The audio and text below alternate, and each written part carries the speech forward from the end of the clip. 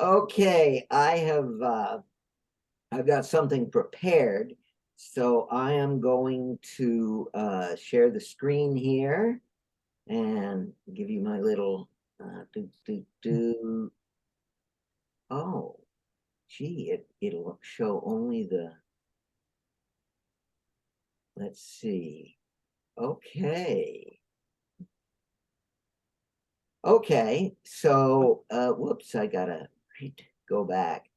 Okay, for this little chat, I've prepared all these pretty pictures, and I will begin with several warnings. First, I'm going to be presenting a very simplified uh, presentation of the ideas here, largely because that's the level of my understanding.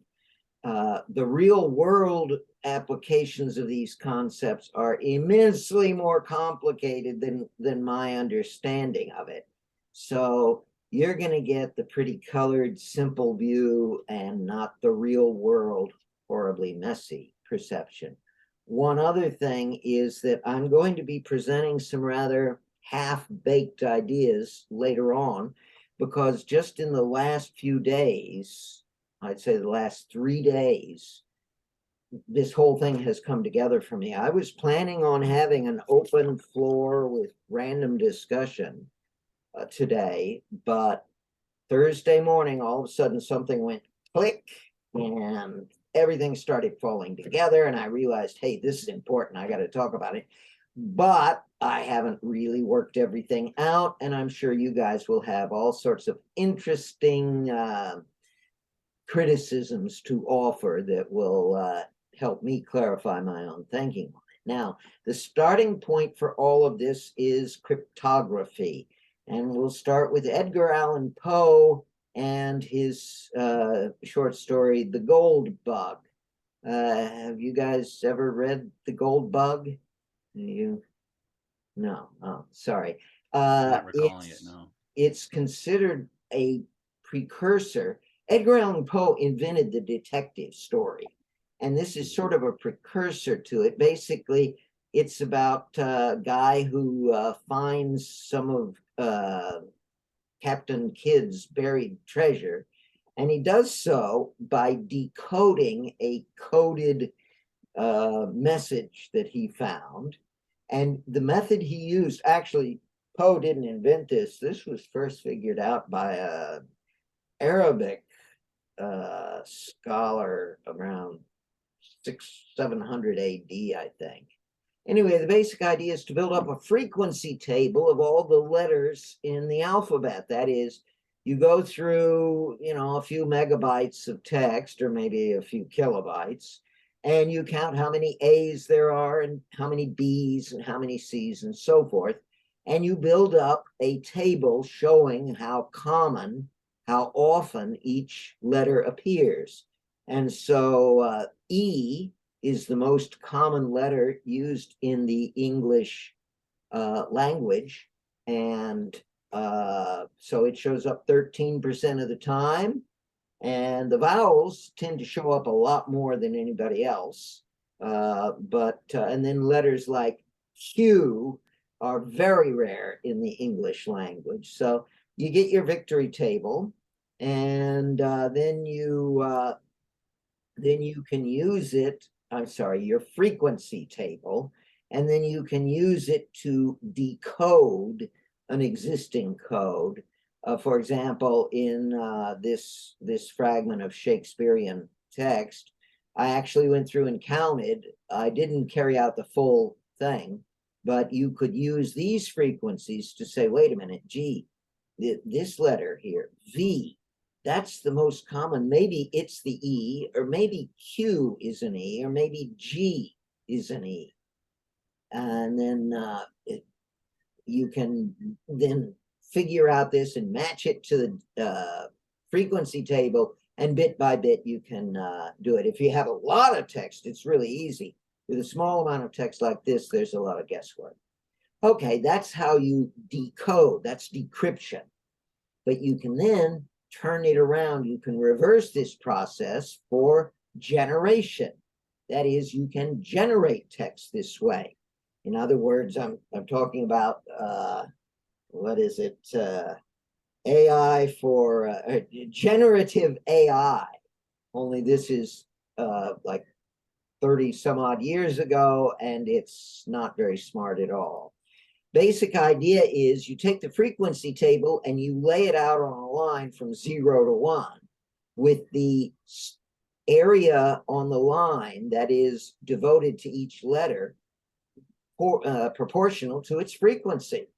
So you just take those frequency numbers and you plug them out graphically, and then you generate a random number between 0 and 1, and whatever that number is, you know, if you generate like 0.6, then you look underneath it and say, oh, it's an L. And then if you do 0.3, well, gee, that's an E. And so you can generate words randomly. Now, the thing is, you're not going to get very good results this way because, well, I can assure you, it doesn't work very well. However, you can then say, wait a minute, why do we have to confine ourselves to single letter frequencies? Why don't we look at the frequencies of pairs of letters? There are, if you count just letters and a space, that's 27 characters in your set, 729 pairs. So you build up a frequency for those pairs. And then while you're at it, and in fact, I'll point out, there are some pairs in the English language which are quite frequent, and some pairs, the red ones, that are quite rare. And so you'll get frequency tables for these babies. Okay, why stop with pairs? Why not go up to triples? And there are nearly 20,000 triples in this set. And if you want to go further, we can have quads, quints, sextets, septets, and so forth. But the number of combinations you get is expands quite rapidly. Now, I use this concept way back, this would be about 1988 or 89, with this game, Global Dilemma, in which I had an algorithm that would randomly generate a continent, and I needed names for each of the provinces in the continent. And so I needed a name generation algorithm, and I decided to use Mongol Turkish language. And so I had somebody type in about 1,000 different Mongol Turkic place names. And then I did frequency tables. I think I went up only as far as triples. And then I turned around with my generation AI, and ta-da, generated. These are some of the examples or some of the results I got. First, you'll notice every one of them is pronounceable. Kabinangat, Yushin, Kamangri, Bakirch, Ogalimamus, Malda, Tuna, Tuta, Bogdigazer, Jakset, Morbihuzda, etc. They're all pronounceable. And in fact, if you've seen Mongol Turkic words, and these are, well, they're a little off, but they're still in the right ballpark. I tried English place names and got a disaster because English place names tend to be compounds. I'm sorry, that's a long digression. So anyway, it worked. I was able to come up with good generation, but we can go further with these ideas. And to explain this, I need to explain how I use the term scope. And by the way, I want to point out, my terminology has nothing to do with academic terminology. This is pure Chris Crawford naming of things. And so I'm sure the professionals have their own terms for this. And so you'll just have to be able to make your translation. I'm sure their word for this has a lot more syllables than scope. Anyway, scope is the range of, whoops, come on, Chris. Here we go. This is a scope of 2 characters, or we can have a scope of 3, or 4, or 5, or 6, or 7. And this scope can move around. So here's a scope of 7 applied there. And here's a scope of 6. There's 7 applied there. Scope is the size of is the range of atoms. It's the size of the molecule for which you get the frequency. And obviously bigger scope takes a lot more computing. Okay, if you use a 7-bit ASCII character set, we're trying to minimize it, and but you use all the characters, and you'll need, 7 bits for semicolons and colons and capitals versus lowercase and so forth. A scope of 6 characters will require 1 billion bytes. Actually, I should say 1 billion words for your frequency counts. 10 characters gets you to 10 to the 19 words for frequency counts. 14 characters is 10 to the 30th. This is ridiculous. You just can't get a scope that big. But you can shift from letters as the atoms that you form molecules from to using words as the atoms. Now, the basic English vocabulary has about 500,000 words in it. But when you throw in, plurals and tense conjugations and all of that other stuff, and contractions and acronyms, let's say about 1 million English word forms. And the amount of storage, again, that should be words, not bytes, for just a scope of 2 words, you're going to need to store 1 trillion numbers. For 4 words, you're going to need 10 to the 24. 6 words, 10 to the 36. This is even more absurd than the previous section. So we've got big problems here. How can we possibly do, how can GPT-4 possibly work? It cannot possibly have that much storage. Well, the trick is to have lots of pruning. The simplest form of pruning is to record only sequences of words, only molecules that actually show up in your text base. You are never going to encounter the 3-word molecule horse accumulator tentacle.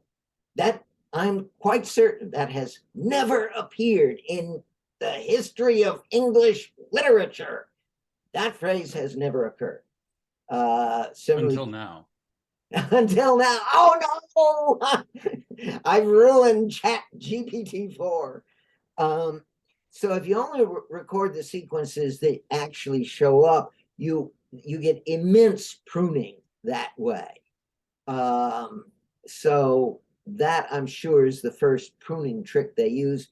And there are a lot of other pruning tricks, I'm sure. And in fact, my guess is that for this new generation of limited and large language models, they came up with a really good pruning trick, which made it achievable. The mad scientists, the mad computer scientists, came up with all of these really clever ideas. That is what has permitted these wonderful results. But we can go a lot further. For example, music, sequence of notes. So, gee, we should be able to generate music this way. Just plug in all of the, build a big database of all the music in the world and then turn around and generate it, right? Well, no, that hasn't worked. In the first place, notes are a lot more complex than most people realize, because one note, we normally think of a note as being just a frequency, an A or a G or, a C sharp, whatever. But in fact, one note is also characterized by its amplitude, how loud it is, the attack, the sustain, and the decay. That's the rise for the note, and how long it remains at that amplitude, and then the way it decays. And so, a note on a drum tends to have a long decay, boom. Whereas a note on a wind instrument stops the instant the guy stops blowing. And there's timbre, tempo, there are a million considerations here. And so it's extremely difficult to actually make this work. People have been experimenting with this since the 60s. The latest experiment is Beethoven's 10th Symphony. He had written, after he finished the 9th, he started working on the 10th, and he had all sorts of notes about how he was going to do it. And we have those, but he never finished it. And there have been several attempts to reconstitute the 10th Symphony from his notes. One was done by a classical composer who just used his common sense, and that was okay.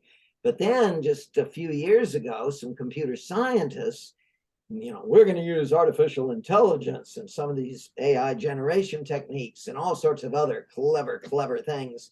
And they built a 10th Symphony, and I listened to it, and it's really bad. I mean, it sounds like, God, I don't know, like Muzak Beethoven. I mean, it's just, I'm sure Beethoven would be furious if he were to listen to that as his. So, but you can take the same idea of generation and extend it, but you have to do it in 2 dimensions, not 1. So instead of a scope being 1 atom, 2 atoms, 3 atoms, 4 atoms, you have to have a scope of 1 pixel, 4 pixels, 9 pixels, etc., which of course obviously takes a lot more memory. But that's there are actually 2 tricks involved in getting the Midjourney and the various generative AIs for imagery. One is this trick with pixels, and the other are the tags, so that when you say old man, it'll know what that means in terms of images.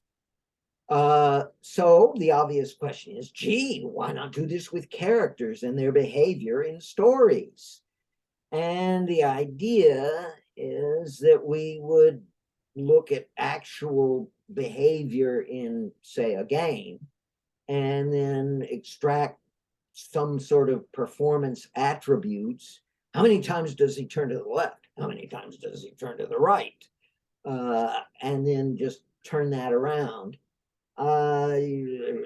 I'm dubious because the verbs in most games are, well, they are clearly defined, but I don't know. I don't think that this is going to be of much value. But maybe one of you guys should explore that. Pick something that you really want to work with. One of the worst problems, though, is dramatic behavior. What are the verbs for dramatic behavior? That's one of our killer problems. There are just way too many verbs, and so there'd be a big problem there. Nevertheless, we can look at stories in general, and not only is the problem of there are too many verbs, but there's the problem of scope. I mentioned this in our seminar, April seminar. Here we have the scope of events across 3 movies, one story extending through 3 movies. And an event in episode 4 directly bears on a major event in episode 5, which directly bears on a major event in episode 6. And so these things are connected together. And so really, in order to understand the story, the scope of your analyzer has to cover the entire, all 3 movies. I mean, that's the scope is everything. Now, my big realization Thursday was as follows. Here's the way I typically my typical schematic for a story: a sequence of causally connected events. Okay, that's simple and obvious. However, the big realization was, whoa, wait a minute. This is not a sequence of logically connected events. This is a sequence of temporally connected events. That is, this is one event followed by the next, by the next, by the next. Logically, the connections might look like this. Or this was my first cut at the diagram, and then I realized, no, this is a better version. That is, the events that take place early in the story can have an effect on events that take place late in the story. And so you get this, God, the causal connections can be really crazy. Then I had another realization just when I got up this morning. It just, an awful lot occurs while I sleep. And I realized many modern stories are multi-threaded. That is, there are multiple stories going on in one story. And so you've got different threads being logically connected, and you're jumping from one thread to another as you go through the story. Oh boy, this makes things even more fun, doesn't it? It just, okay. So actually, one of the triggers for this, for me, was this Netflix TV series called The Diplomat. Have any of you guys watched that? It just came out recently. I'll briefly summarize the story here with these pictures.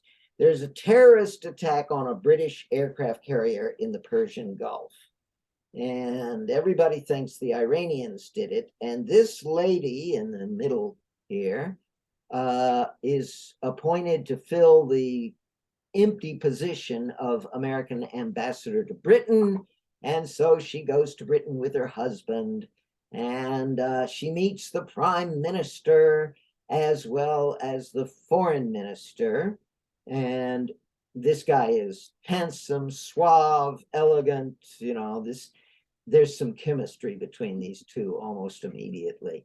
But her marriage is rather unhappy.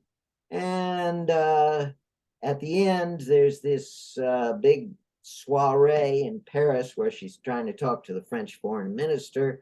And there's this moment where she's in her snazzy, sexy dress, comes walking down the grand staircase and stops and looks at the foreign minister, who looks at her. And just then, back in London, a car explodes. And in the final 73 seconds of this 8-episode series, the entire story turns upside down. It is absolutely brilliant storytelling, because all of these things really are connected together. And at the very end, you appreciate what happens only if you understand every single thing that has happened beforehand. That is, if you decided to cheat and just watch the last 73 seconds of the last episode, it would make no sense whatsoever. If you just watched the last episode in its entirety, it would still make no sense whatsoever. You absolutely have to watch the whole thing and see all of the events before you watch the end, because the end does make sense but only if you understand all the previous events. And that had a huge impact on me. This story, as stories go, is one of the most tightly interconnected stories I've ever experienced. I will warn you, this is not a comic book story here. Take whatever is the essence of comic book stories and just invert it, turn it inside out or whatever. This is very adult, complex storytelling, and you really, I don't know what to say. It's numerous times I had to stop it and go back 20 seconds and listen to that dialogue again, because the way they spoke with each other there was a lot of very tricky, very elegantly written dialogue. Anyway, this really had an impact, and it is what drove my thinking about the interconnections in stories. And that brings us to the problem of story worlds. I didn't know what to put here. After all sorts of thinking, I realized this has really scary implications for interactive storytelling, because let me jump back. How are you going to have something like this and make it interactive if you I can't, this is if you were to remove this one, well, actually that's a bad example. If you were to remove this, I mean, well, if you take out this red circle, that makes, this one makes no sense, that one makes no sense, and it affects the end, and so the end makes no sense. And so you can't mess with these things very well. So the short-term conclusion, I'm still struggling with this, is that we cannot have stories as sophisticated as The Diplomat. We need to find some other kind of story. We need to define the concept of a story in new ways in order to really to get interactive storytelling working. So I am still contemplating these complicated implications.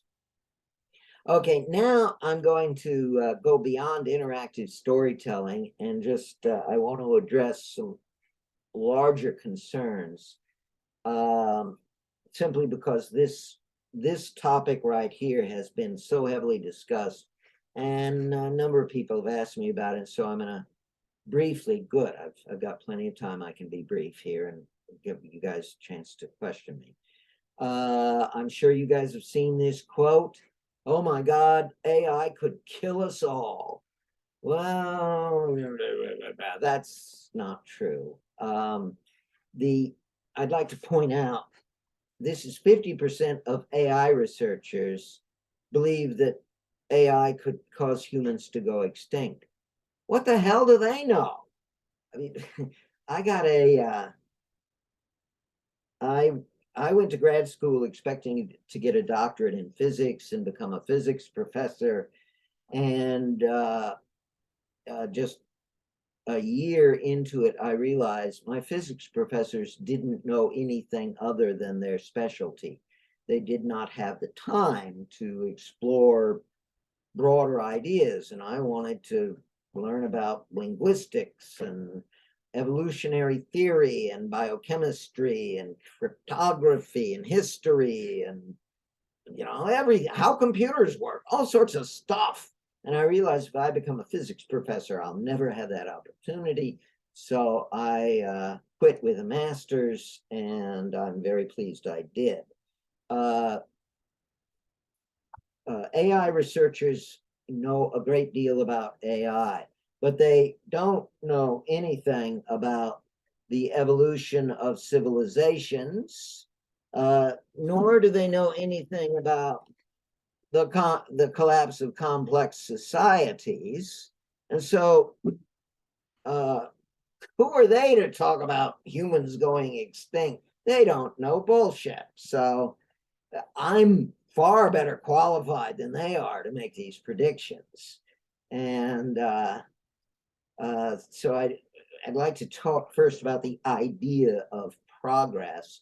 This is a fairly new idea. It didn't start sinking in Western civilization until about 1700, maybe. Chinese civilization, the very concept of progress didn't hit them until about 1900. So, and they still haven't really digested it.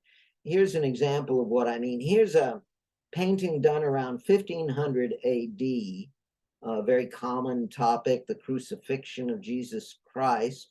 And I'd like to show you some close-ups. Those guys, presumably 2000 years ago, are wearing the standard dress of people in Italy in 1500.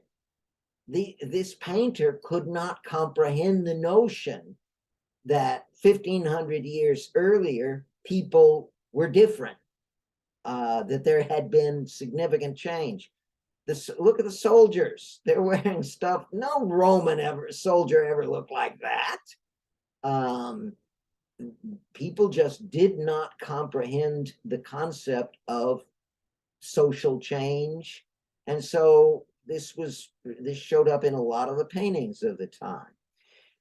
If we talk about the social and physical environment in which we live, there are three things that control it, or that are primary factors in changing the social and physical environment we live in: the population, technology, and total wealth. Now, technology over the course of time has shot up in an exponential curve. A lot of people don't realize this. Everybody seems to think population is going to kill us all. Actually, population is already past its inflection point and will peak sometime in the next 50 years at, well, they disagree, between 10 and 12 billion. So population is not a serious threat. And wealth, well, now this is something of an approximation, but wealth in general global wealth has increased linearly. So when you put them all together, technology is what dominates the rate of change of our world, our physical and social cultural environment. Now here's the problem. Culture changes linearly. The primary reason for this is that people are fuddy-duddies. You know, I look at this goddamn modern music with no lyrics, and it's got no melody, and I look at on a more on political stuff. This younger generation is all concerned about silly things, about political correctness and blah, blah, blah, blah. Anyway, this is standard behavior. People don't change that much. What changes are generations. And sometimes I'll be dead and young people will take over, and the culture will be different. But the problem is people aren't living shorter and shorter lives. They're actually living longer and longer lives. And so I was brought up in the 60s, and so I have this 60s mentality, and I'm not a 21st century kind of guy, and I'm still going to be living for a while longer. And so there's a fixed rate of change. Roughly speaking, you get cultural change. Significant cultural change takes maybe 30 years.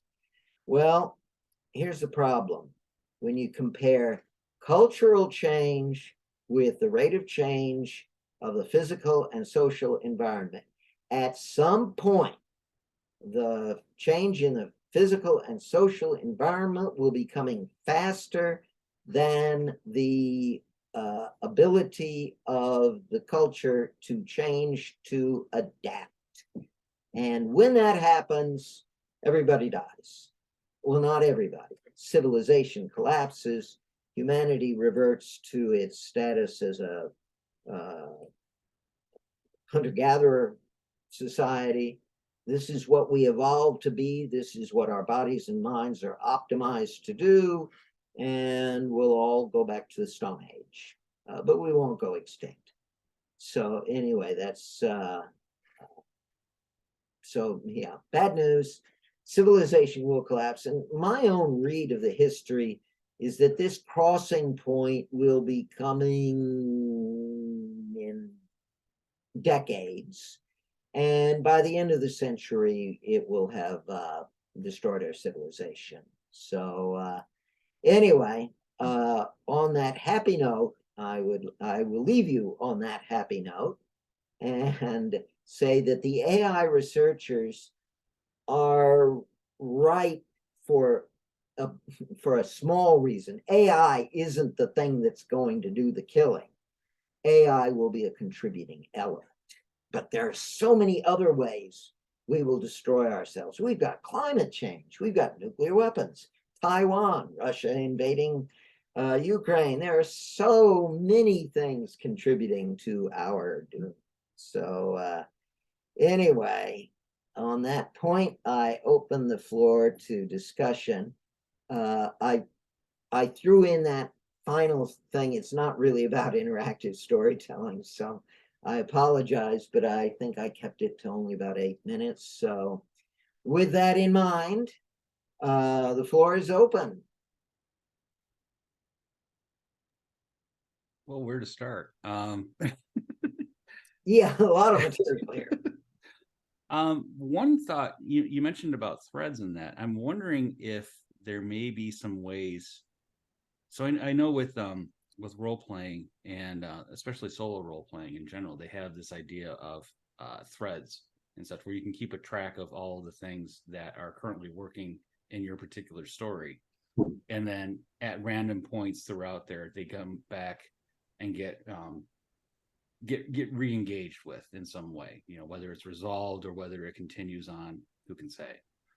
I'm wondering if that may be a way of approaching it where you get some kind of complexity in there, where you can have through lines that are not necessarily predetermined, but at the very least can be brought forward and allowed to marinate a bit. And hopefully become an interesting story in the marination process and not just vinegar.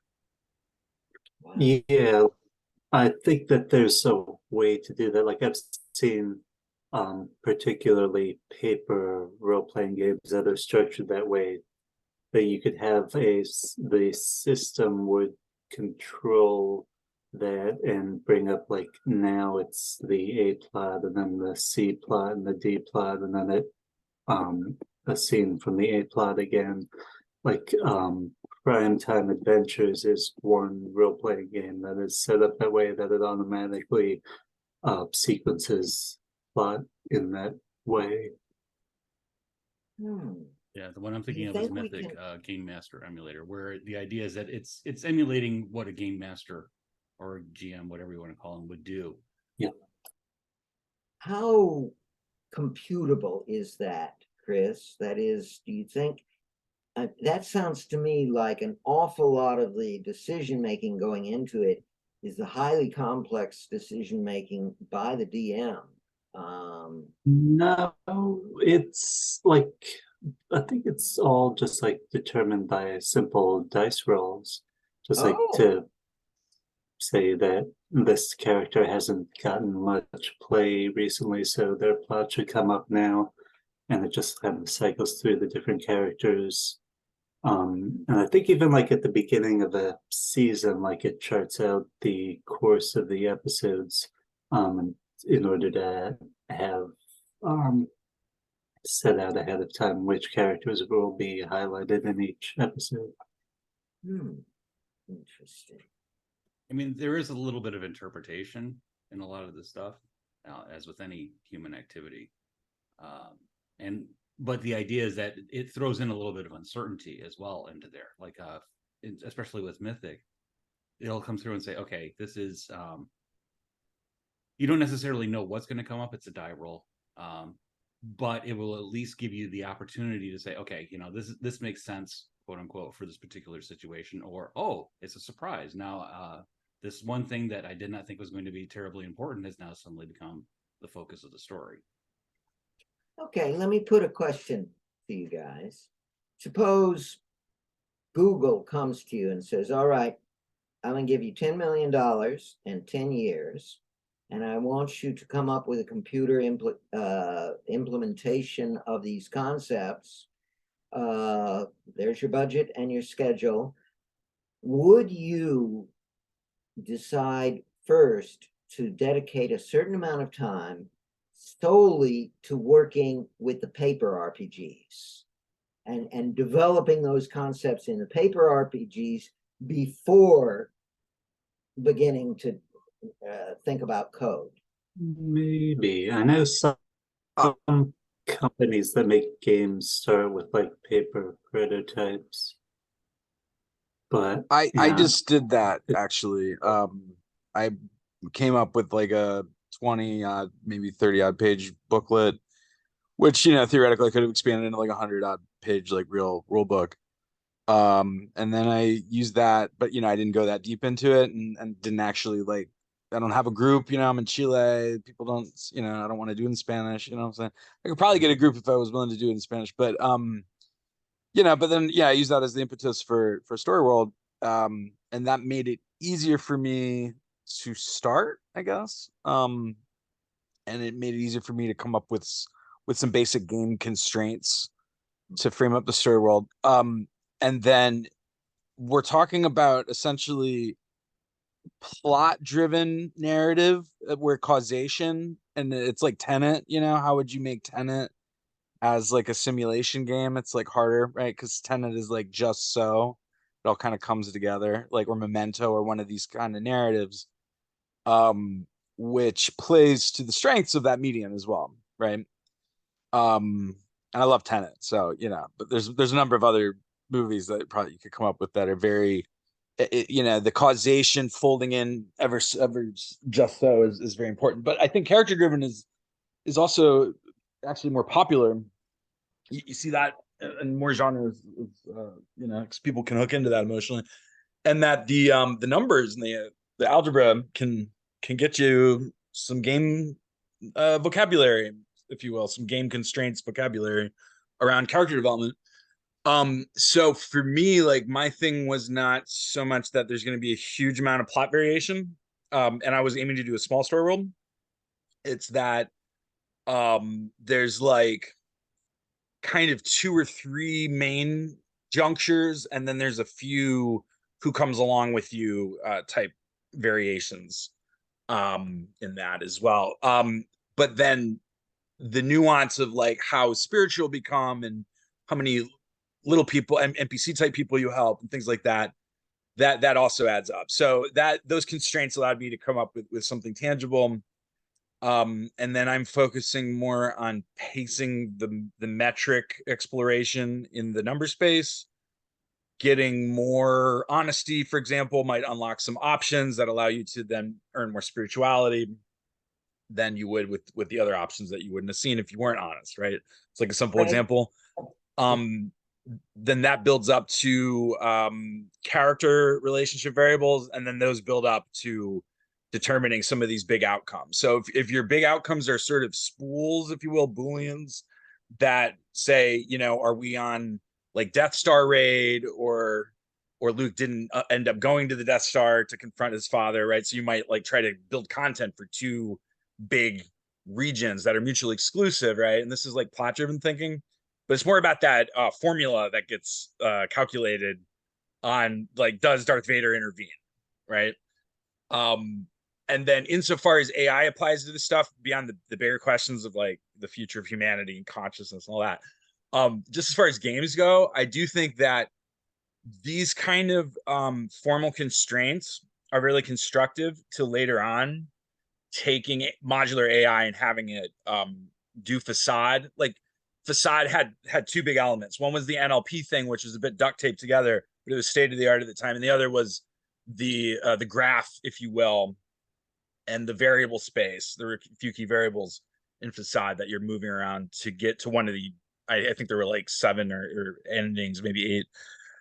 Craig, But yeah, so the NLP now is much better, and then our knowledge of designing those spaces, I think, is getting a lot better without relying on AI and doing it by hand and having to economize our I'd like words. to, I'd like to hear how Craig would answer the Google challenge. I'd probably start off with the paper stuff just as a prototype, because paper is easier to generate than actual code. Because I think sometimes you get down a bit of a rabbit hole in that. But I would also spend time noticing what exactly the thought processes are behind all this stuff, and understanding what the humans are doing, and seeing if that can be something that can be replicated properly or not. More specifically, Yes. I'm trying to get an assessment of how much of this problem, how much more research is required before Right. we do it. So how many years would you say? I mean, you'd say to the Google executives, look, this is still early stage stuff. I need at least 3 years to do the Right. paper stuff before we even think about code. Well, the paper stuff is pretty well researched. There's a lot of people working in the space, for at least figuring out how to make interesting stories with a whole bunch of disparate people that may or may not necessarily. There's the general consensus around all of them of what they want to achieve with a particular story. It may not be necessarily everyone, fully formed and whatnot. The thing that with Google, if they came to me with $10 million and said 10 years, have something that we can ship, I'm not entirely sure that we would be able to match that, because I think there's a lot of things that we take for granted as humans, that we insert into all these processes. And I see that grin, and I know that knowing nod. Yep. That's just it, is that we're in the space of thinking, okay, this is a very simple problem, and then when you get down to the brass tacks, and it's like, no, this is actually rocket science. This is something that's going to take a while for us to unpack what it is that we do instinctively versus something that we can teach a computer to do. And I think this is something that we're running into with AI, is that we instinctively, I mean, we have built-in bullshit detectors, and with a lot of this AI stuff, we're starting to see people's bullshit detectors start coming out and saying, look, this is not written by a human being. This is something that's just been kind of word saladed together. And some people's BS detectors are better developed than others, for figuring this out. And some people in management, of course, figure that that's just perfectly fine, whatever. So I think there's going to be a lot more research needed in this space to understand how humans are telling stories, and how humans are able to approach the problem and bring forth their creativity. Because you get something that says number 6. Well, number 6 is the alleyway or something like that. And it's like, what's the importance of the alleyway in the story? I don't know. Let's figure it out. Okay. Or maybe it's some other thread that needs to be explored. And it's like, if you give a computer the alleyway, they're going to look at you like, okay, alley. What's an alley? What's the significance of this? Is there symbolism to this? All this other stuff. So yeah, I think there's a lot more that would need to be done in this space to make that really work. Chris, do you think that multi-threaded story generation can be pulled off in 10 years? Yeah, I mean, like that, when I saw your diagram of the multi-threaded stories that you just showed, that reminded me of the problem that I ran into using Storytron, like whatever it was 15 years ago, where I constantly had some events that would like spin off 1 or 2 extra threads, and then just like keeping track of all of those. And I guess like it was kind of impossible to manage and this end up with things that are like happening like 2 or 3 times every story beat. It would be like multiple events happening. So I think this would need to be something that has to be managed kind of like at the story manager level, like have some high level system that is keeping track of these threads and keeping them organized. Because just like letting everything multi-threaded just fire whenever it feels like just kind of results in chaos. But I think like if you had something like that, you could even do that in Storytron using the tech from 2 decades ago. Okay. We got 9 minutes left. Let me open the floor again. I raised an awful lot of points, I'm sure. I have a thought. Yeah. The problem here of multiple threads, I think we can agree it's not one of processing. Because computers are so wicked fast, faster than we can comprehend. Yeah. It's really a problem of abstraction. The computer does exactly what we tell it to do. And in order to get the computer to do these higher level things that are done in stories, like understanding relationships between characters and similes and creating a story in a way that feels personable and connects to people. A computer has to really understand that stuff in order to craft that well, or at least it has to be so baked into the system that what is programmed in comes back out somehow. And yeah, that's just really, really challenging. Like we could have tens of millions of threads, but they're all crap. They're like, that doesn't mean anything. Yeah, I agree. The problem here is with our own comprehension of the nature of storytelling, not with code. So, other thoughts? I have a question for everyone. I was wondering if any of you have any experience using ChatGPT or any other AI in a story world type of game. I mean, I played around mainly with AI Dungeon a few years ago and experimented with that as kind of like a freeform role playing. I used it as some writing sort of like idea generation just to spark some ideas like brainstorming also, but I haven't played around with ChatGPT so much lately. I've used it in a couple of ways in a recent game that I just finished hosting, which somewhat overlaps with what we're doing here. It's a game that's hosted on Discord that's a role-playing game. And there are like 50 players and 5 different GMs, very large game. And our design team found ourselves thinking of fun ways to use ChatGPT just to generate something quickly, and coaxing it to just make something funny quickly.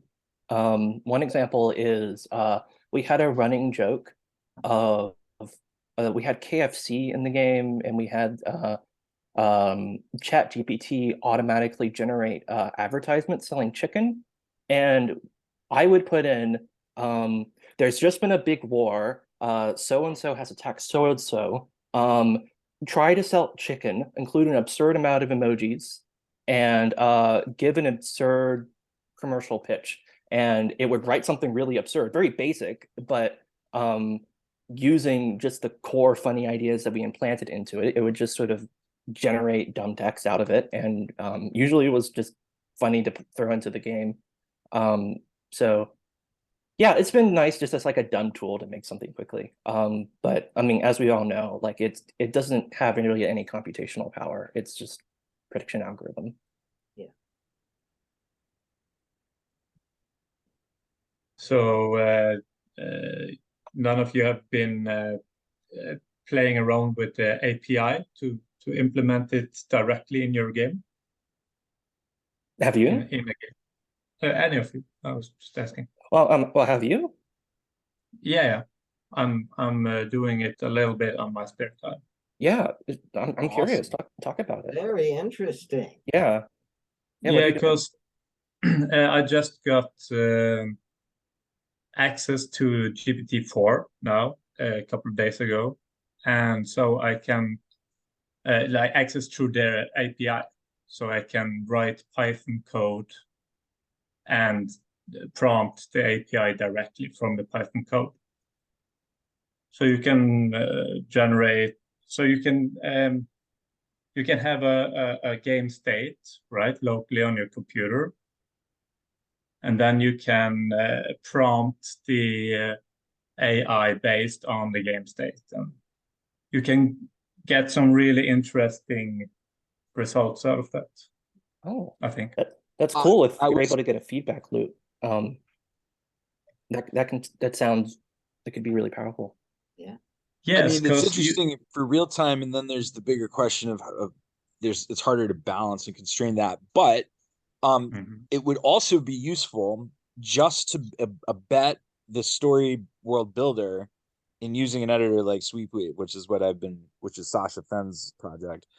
And that's written in Godot and that's open source under MIT. So you could hack something into that where I can click a button and have ChatGPT, like basically it would kind of run through the story world, and let's say I've built n encounters, it runs through them to the sequence where I'm at, and I don't want to write it because it's work. So what I'd rather do is just click a button and have ChatGPT give me text, and then I could tweak it, and I could maybe there's a few buttons, maybe it's not just one button. And yeah, and I could iterate a little bit on it if I want. Obviously, I'm not just going to have to accept or reject what it spits out, and I could just mass generate the mainline text of the encounter and text for response. I'm going to create a number of reactions, and so I can just mostly focus on the game design and less on writing, and then I can go back and be an editor later, and focus on writing. You know what I mean? And I think that could potentially allow for multi-hundred encounter story worlds to be developed in the same 20 hours that it takes someone to manually do like a 50 or 100 world story world. Yeah.